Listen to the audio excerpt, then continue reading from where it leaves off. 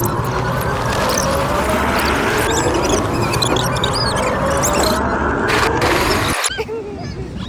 স্বর্গদুয়ারে আমাকে পুরী আনবে।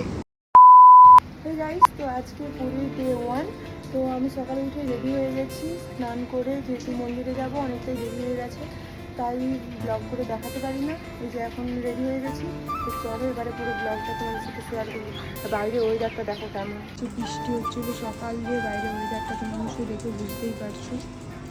গোটা রাস্তায় ঘাটে ঘুমিয়ে বৃষ্টি হয়েই যাচ্ছে ওয়েদারটা। তো যাই হোক, মন্দিরে যাই, তারপরে গিয়ে তোমাদের সাথে দেখা হচ্ছে। এটা হলো আমার ফুল অ্যান্ড ফাইনাল লুক। তোমরা কিন্তু অবশ্যই দেখে জানিও আমাকে কেমন লাগছে। চলো তোমাদেরকে সবাইকে রেডি হওয়াটা দেখো। যে লাগে জিজু বড় জিজু হচ্ছে, দেখি পাখি, পাখি কুচু, সেটা আমার ভাই, এটা আমার বিজয়াদি সেজেছি আজকে মন্দির যাবে বলে। আর এই যে এটা জিজু, হাই করে। তো আমরা এবার মন্দির যাই। তারপরেই আমরা লিফটে করে সোজা নিচে চলে গেলাম। কালকে রাতে তোমাদের একবার আমি হোটেলটা দেখেছিলাম, আজকে সকালে দেখাচ্ছিলাম। শামুক হোটেল আর নিউ ইউনিক কিচেন, পুরো বিচের কাছেই। আর ওইটার তো পুরো মেঘলা, বৃষ্টি হচ্ছে। যাই হোক, আমরা এখন যেহেতু আমরা মন্দিরে যাবো, তাই ফার্স্টে নেমেই আমরা দুটো অটো বুক করেছিলাম, যেগুলো একজন নিচ্ছিল 300 টাকা করে, মানে দুটো অটোতে 600 টাকা। তো তারপর আমরা মন্দিরেও পৌঁছে গিয়েছিলাম। আর ওই দিন কিন্তু প্রচণ্ড মেঘলা ওয়েদার ছিল, মানে বৃষ্টিও পড়ছিল। ফাইনালি আমাদের মন্দিরে পুজো দেওয়া ডান, আর আমরা ঘুরেও নিয়েছি। আমরা বেরিয়ে পড়েছি অলরেডি। যেহেতু আমাদের পুজো দেওয়া কমপ্লিট হয়ে গিয়েছিল আর তখন প্রায় দুপুর 12টা বেজে গিয়েছিল, তাই আমরা প্রথমেই চলে যাই লাঞ্চ করতে। আর এটা ছিল মন্দিরের একেবারে সামনেই একটা হোটেল, তাই এখানে নিরামিষই খাবার হচ্ছিল।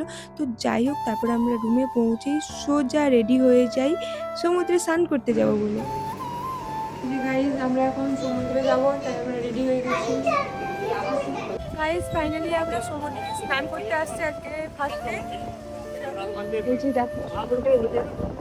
যেটা আমাদের পুরো হোটেলের সামনে।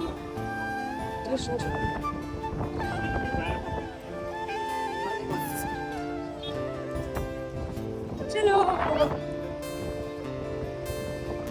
समुंदर में हम लोग जाते हैं। हाय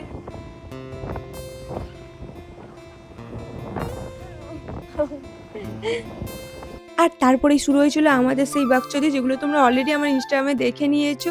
আর হ্যাঁ, তোমাদের একটা কথা বলি, তোমরা যে এই যে আমার ইনস্টাগ্রামে এত খারাপ খারাপ কমেন্ট করছো না, আমার তাতে কিছু যায় আসছে না, বাট তবুও তোমাদের একটা কথা বলছি। দেখো, সোশ্যাল মিডিয়াতে মানুষ যেগুলো করে না, তাদের রিয়েল লাইফ কিন্তু তার থেকেও বেশি সিরিয়াস। সোশ্যাল মিডিয়াতে মানুষ জাস্ট একটু ছেবলামি করে, কিন্তু একটা সত্যি কথা, আমি সোশ্যাল মিডিয়াতে যেগুলো করি না, আমার রিয়েল লাইফ কিন্তু তার থেকেও বেশি ছেবলামি আমি করি, যেগুলো তোমাদেরকে আমি দেখাই না। এটাই আমি। আর এখানে দেখো জিজু আমাকে কেমন বালি ছড়ছিল, আর এরা সবাই মিলে আমাকে বালি দিচ্ছিল। তো যাই হোক, আমরা কিন্তু ফুল এনজয় করেছি।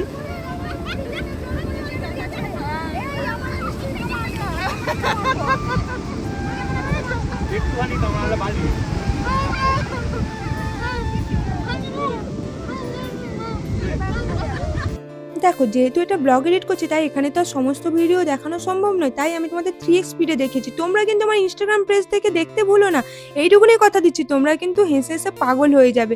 তো তারপর আমার ভাই দেখো আমাকে কেমন টেনে নিয়ে গিয়েছিল। তো যাই হোক, তারপর রুমে পৌঁছেই আমি ফ্রেশ হয়ে গিয়েছিলাম। আর এই যে এটা হলো আমার আউটফিট। আর এখানে দেখো, এই যে অর্ণা, মানে এটা হচ্ছে আমার ভাগ্নি, এখানে আম নিয়ে বসেছিল, যেহেতু ও আম খাবে বলে। আর তারপর জানো, আমরা ঢেউ খেয়ে এতটাই ক্লান্ত হয়ে গেছিলাম যে আমি তো প্রায় ঘুমিয়েই পড়েছিলাম। ঘুম থেকে উঠে, মানে 8টার সময় উঠে আমি 9টার সময় রেডি হয়েছি, এই যে সন্ধ্যাবেলা সি বিচে যাবো বলে। তো যাই হোক, আমাকে জানিও কেমন লাগছে। আমাদের ফার্স্ট ডে পুরীতে, আজকে আমরা সন্ধ্যাবেলা সি বিচে বেরিয়েছি ঘুরতে।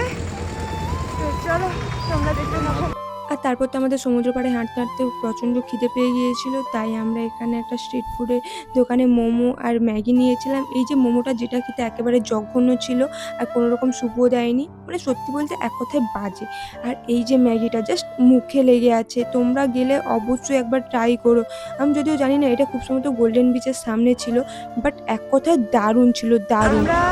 রাত্রি 9টার সময় পুরী সি বিচে বেরিয়েছি, ঠিক আছে, সারা বিকাল ঘুরে এখন সি বিচে বেরিয়েছি। তারপরেই তো আমরা ওই মহাপ্রভুর যে স্ট্যাচুটা আছে মানে স্বর্গদুয়ারের সামনেই যে মার্কেটটা আছে ওখানে চলে গিয়েছিলাম। আর এই যে রাতের সি বিচ যেটা দেখো কতটা সুন্দর, যেহেতু আমাদের ওই দিন কিছু কেনাকাটা করার ছিল তাই। আমরা পুরীতে এসেছি আর মাছ ভাজা খাবো না, এটা কি হয় দেখো, এই যে সামনে মাছের দোকান, আমি এখন মাছ ভাজা খাবো তাই জন্য বসছি।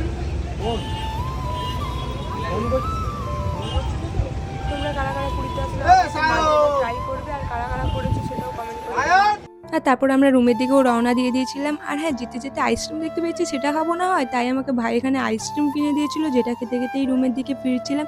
আর হ্যাঁ, তখন প্রায় 11:30 বেজে যাওয়ার কারণে সবাই কিন্তু রুমে ফিরে গিয়েছিল, শুধুমাত্র আমি, জিজু মানে বড় জিজু আর ভাই তখন যাচ্ছিলাম।